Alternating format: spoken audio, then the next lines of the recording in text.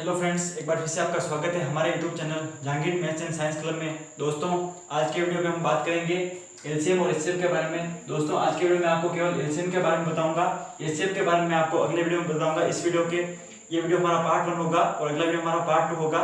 ये वीडियो काफ़ी बड़ा बनने का, इसलिए मैंने अलग अलग पार्ट में से बांट दिया है। आइए वीडियो शुरू करते हैं। देखिए दोस्तों, सबसे पहले हम बात करेंगे एलसीएम के बारे में। एलसीएम की डेफिनेशन मैंने आपको दे दी। एलसीएम की डेफिनेशन क्या है, परिभाषा क्या है, उसको समझेंगे। ऐसी सबसे छोटी संख्या जिसमें दी गई संख्याओं का भाग पूर्ण रूप से जाता हो उसे लघुत्तम समापवर्तक एलसीएम कहते हैं। अब देखिए, ये इसकी डेफिनेशन हो गई। अब इसको एग्जांपल के द्वारा हम समझने का प्रयास करेंगे। देखिए एग्जांपल, मान लीजिए अब हमें दो संख्या दी गई है 5 और 6। 5,6 को ले लिया।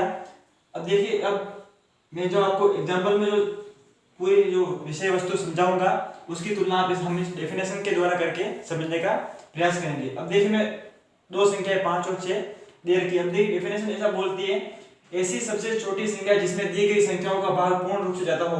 तो हम अब 5 और 6 इन दोनों का भाग किन किन संख्याओं में जाता है वो सारी संख्या एक बार लिखते हैं नीचे। 30, 60, 90, 120। इस प्रकार से देखिए, ये चार जो संख्याएं हैं, इन चारों संख्याओं में ऐसी संख्या आपको लेनी है जिसमें इन दोनों संख्याओं का भाग जाए। 5 का भी भाग देना चाहिए और 6 का भी भाग आप उसमें दे सकते हैं। ऐसी संख्या आपको लेनी है। तो सबसे पहले 30, 60, 90, 120 ये कुछ इस प्रकार की संख्या है जिसमें इन दोनों संख्याओं का भाग जा रहा है। तो देखिए, ऐसी सबसे छोटी संख्या, सबसे छोटी डेफिनेशन क्या बोलती है, सबसे छोटी संख्या जिसमें दी गई संख्याओं का भाग पूर्ण रूप से जाता हो। पूर्ण रूप से जाने का अर्थ है शेषफल शून्य प्राप्त होता हो, उसे लघुत्तम समापवर्तक कहते हैं। अब देखिए, इसमें सबसे छोटी संख्या कौन सी है, 30। मेरे कहने का अर्थ है कि इन दोनों संख्याओं का भाग 30 में जा रहा है और वो 30 सबसे इनमें छोटी संख्या है। मतलब 30 इन दोनों संख्याओं का भाग 30 में जा रहा है और 30 सबसे छोटी संख्या है। तो सबसे छोटी संख्या क्या होगी हमारी, एलसीएम। मतलब इन इस पूरे जो 5 और 6 जो हमने दे रखा है संख्या, इनका एलसीएम हमारे पास 30 हमको प्राप्त होगा। अब इसी एग्जांपल को हम जनरल रूप में, जनरल फॉर्म में पढ़ेंगे। देखिए, given A and B two numbers, मतलब आपको दो नंबर दिए गए ए और बी, मान लीजिए 5 और 6। अब देखिए, then L is LCM A and B, मतलब एल जो है वो एलसीएम है ए और बी का। मतलब एल जो है, एल क्या है हमारे पास, एल हमें 30 हम मानते हैं। एल क्या है, एलसीएम ए और बी का, हमने ए और बी इसे माना है, तो ए और बी का एलसीएम क्या है, 30 है।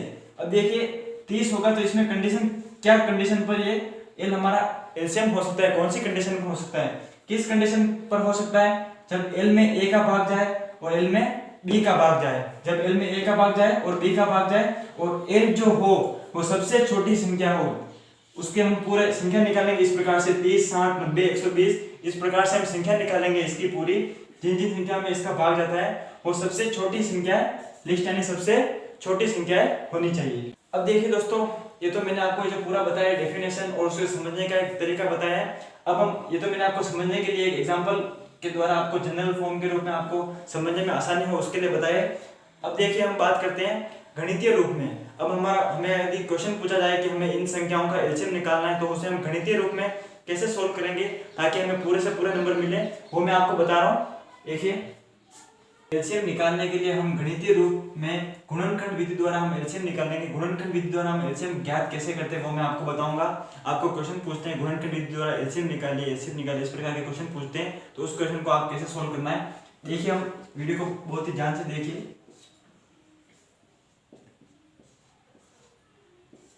अब मान लीजिए हमारे पास दो संख्याएं दे रखी है 45 एवं 66। अब देखिए, इन दोनों संख्याओं का हमें एलसीएम ज्ञात करना है, लघुत्तम समापवर्तक हमें ज्ञात करना है। वो कैसे ज्ञात करेंगे, गुणनखंड विधि द्वारा। सबसे पहले आपको एक संख्या लेनी है 45। अब ये गुणनखंड विधि द्वारा इसके गुणनखंड निकालने हैं आपको। हम सबसे पहले ऐसी छोटी संख्या लेंगे जिसका 45 में भाग जाए। सबसे छोटी संख्या ऐसी लेनी, सबसे पहले आपको छोटी से छोटी संख्या से शुरुआत करनी है। सबसे पहले इसमें देखिए 3 का भाग 45 में देंगे 15 बार, फिर इसमें 3 का भाग देंगे 5 बार। अब 5 में 3 से बड़ी संख्या कौन सी, उसका भाग जाता 4 का नहीं जाता, 5 ले लीजिए डायरेक्ट। इस प्रकार से आपको जब तक एक जो है प्राप्त नहीं होता तब तक आपको गुणनखंड करते रहना। इस प्रकार से आपको ये 3 गुणनखंड प्राप्त हो गए। किसके प्राप्त हुए आपको, 45 के। अब देखिए हम 66 के निकालते हैं, दो सबसे छोटी संख्या होगी,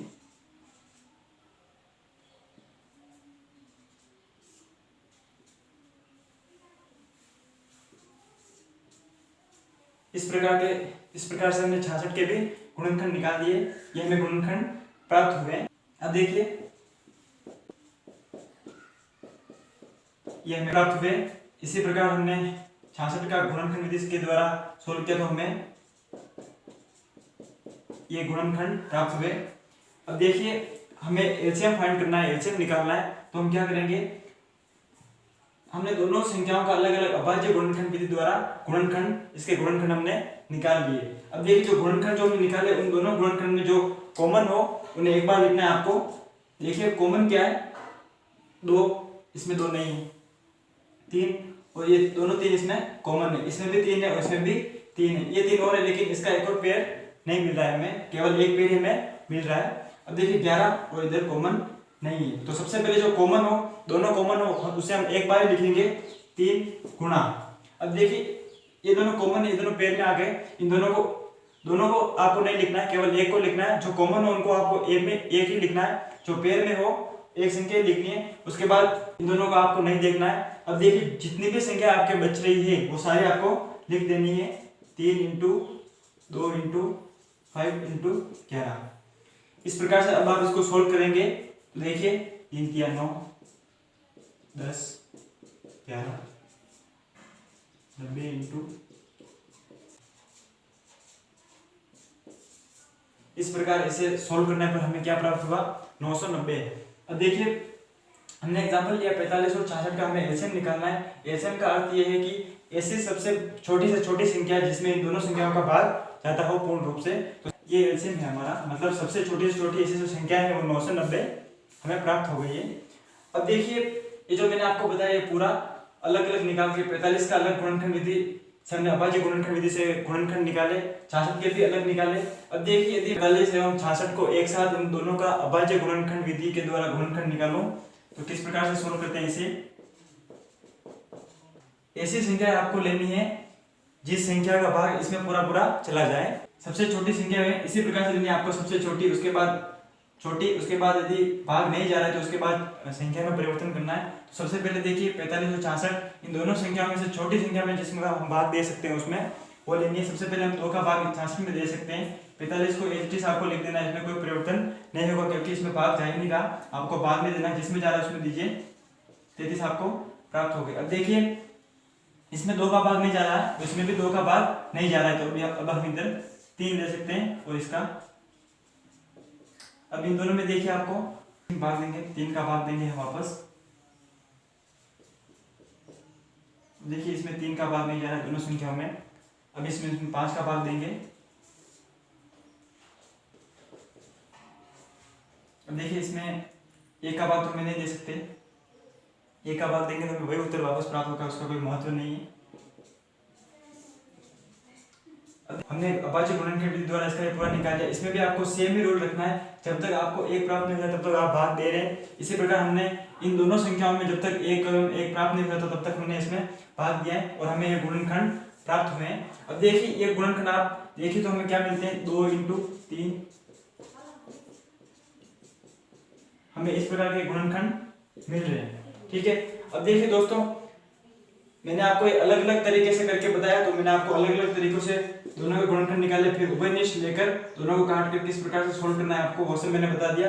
अब देखिए ये वाले जो गुणनखंड आपको मिले क्या ये इसके बराबर है सेम, जी हाँ बिल्कुल भी इसके बराबर ही है same, 3 into 3 into 2 into 5 into 11 2 into 3 into, ये सेम इसके जैसे ही है, तो इसका उत्तर भी आपको 990 प्राप्त होगा। इसमें केवल ये एक सरल तरीका है याद करने का, यदि आप दोनों संख्या को एक साथ लेते हैं तो इसमें आपको एक मुख्य बात इसी का ध्यान रखना है कि सबसे छोटी संख्या पहले लीजिए, उसके बाद बड़ी संख्या लीजिए। आप ये नहीं कि बड़ी संख्या पहले ले रहे इधर 5 और इधर 3, इससे आपको गड़बड़ी हो जाएगी, गलत हो जाएगा। इस प्रकार से आप इसको सोल्व कर सकते हैं। मैंने आपको शॉर्ट तरीके बता दिए, आप इसी तरीके को जो है शॉर्ट तरीके में कैसे सोल्व कर सकते हैं वो ये आपके सामने ये रहा। अब देखिए दोस्तों हमने एलसीएम के बारे में बात कर ली, एलसीएम को हमने आसान रूप में समझ लिया, एलसीएम का गणितीय रूप भी हमने समझ लिया। अब देखिए मैं आपको एलसीएम के रोचक तथ्य बता रहा हूँ, ये रोचक तथ्य आपको कहाँ पे काम आएंगे। आप कोई भी कंपटीशन एग्जाम दे रहे हैं, आपको वैकल्पिक आंसर दिए गए हैं ए बी सी डी, इस प्रकार के जो दिए गए उनमें से आपको एचसीएफ एलसीएम निकालना है। तो आप उस संख्या को देखते ही पहचान जाएंगे कि उसका एचसीएफ क्या होगा, एलसीएम क्या होगा। तो देखिए पहले एलसीएम की बात करें। एलसीएम के रोचक तथ्य क्या क्या है। दो संख्या ए एवं बी दे रखी है तब एलसीएम बड़ा होगा ए और बी से। अब देखिए इसको समझते कैसे हैं। दो संख्याएं दे रखी है, मान लीजिए दो संख्या 6 और 5 आपको दी गई है। 6 और 5 हमने पहले सोल्व किए। 6 और 5 का हमें एलसीएम क्या मिला, 30 मिल गया।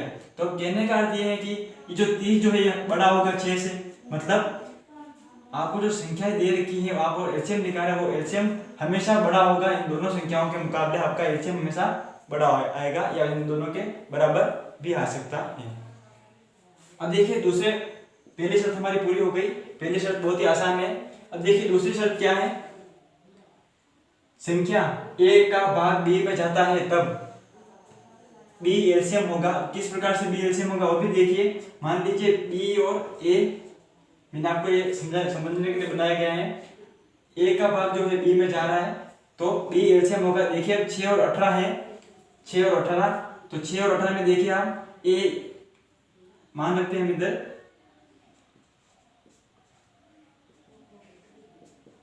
बी में आपका ए का भाग पूर्ण रूप से जा रहा है, आपको शेषफल शून्य प्राप्त हो रहा है इधर, तब एलसीएम 18 होगा। एलसीएम 18 किस प्रकार से होगा। संख्या ए का भाग बी में जाता है तब बी एलसीएम होगा आपका, बी आपका हमेशा एलसीएम होगा। ये मान लीजिए अंश आपका है जो वो एलसीएम है। किस प्रकार से देख लीजिए इस प्रकार से। अब देखिए तीसरा पॉइंट क्या है।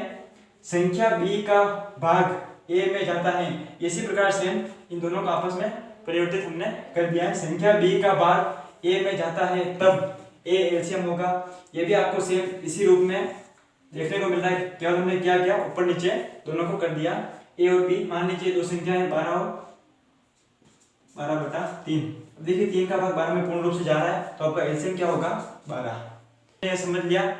अब देखिए दोस्तों ये तीनों तथ्य मैंने आपको बता दिए। तीनों तथ्य आपको समझने में आसानी हो कि स्क्रीनशॉट ले सकते हैं ताकि आपको समझने में आसानी हो। अब देखिए मैं आपको आगे एक ऐसा तथ्य बताने जा रहा हूँ। अगला रोचक तथ्य का नाम है 5 का अनोखा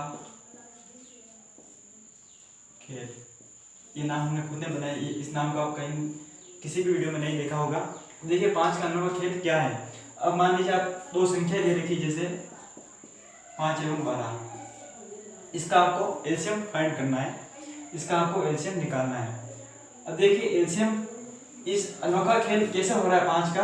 जब भी आपको किसी भी संख्या में भी आपको एलसीएम पूछे और 5 उसमें आपको दिख जाए, लेकिन आपको इस बात का ध्यान रखना है कि जो तीनों नियम बताए उन तीनों नियमों का पालन नहीं करना चाहिए। मतलब ए बी का भाग बी और ए में भाग, ऐसा कुछ भी कनेक्शन इसमें नहीं होना चाहिए। देखिए इसमें 12 में 5 का भाग दूं नहीं जा रहा है, 5 में 12 का भाग दूं वो भी नहीं जा रहा है। तो अब हमारा जो अनोखा खेल है 5 का वो लागू होता है।